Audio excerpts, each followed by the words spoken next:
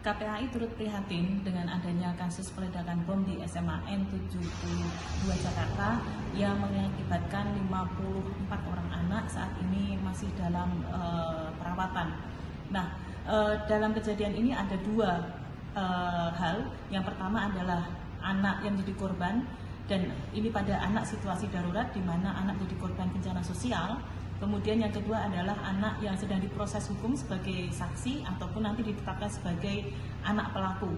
Maka dalam hal ini anak tersebut adalah anak berkonflik dengan hukum. Maka di dalam Undang-Undang Perlindungan Anak pada kondisi perlindungan khusus, kita harus ingat di pasal 59A ini satu disebutkan bahwa proses hukum harus cepat karena melibatkan anak. Yang kedua adalah anak harus segera mendapatkan pendampingan psikologis.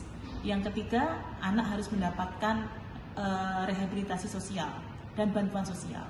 Kemudian yang keempat adalah anak mendapatkan perlindungan hukum, baik anak jadi korban ataupun anak yang sedang berkonflik dengan hukum.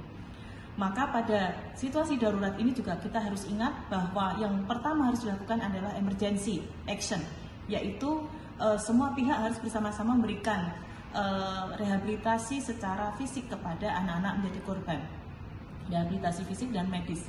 Kemudian yang kedua adalah pendampingan secara psikologis, baik anak-anak yang menjadi korban secara langsung ataupun anak-anak yang berada di lingkungan SMA N72 Jakarta.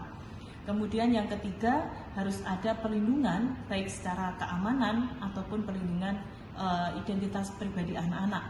Jangan sampai baik anak menjadi korban ataupun anak yang berkonflik dengan hukum, mereka identitasnya tersebar begitu saja dan dimanfaatkan dengan tidak baik oleh berbagai pihak. Nah, yang selanjutnya adalah bagaimana kita harus melihat bahwa di dalam kasus ini semua kementerian, lembaga ataupun berbagai pihak bisa turut serta mengambil peran dan berkontribusi agar anak-anak bisa segera diselamatkan.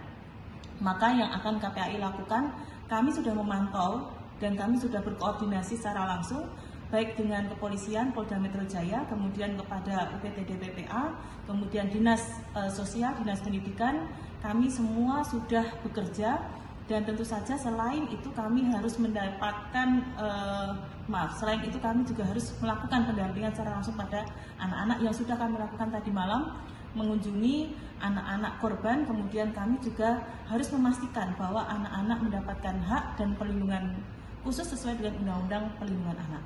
Untuk itu semoga di dalam kasus ini segera terungkap motifnya dan juga kita bersama-sama mengambil hikmah, mari kita lindungi anak-anak kita apapun itu kondisinya, apakah terjadi bullying ataukah terjadi hal-hal yang tidak diinginkan di luar sekolah, maka kita semua turut bertanggung jawab. Terima kasih.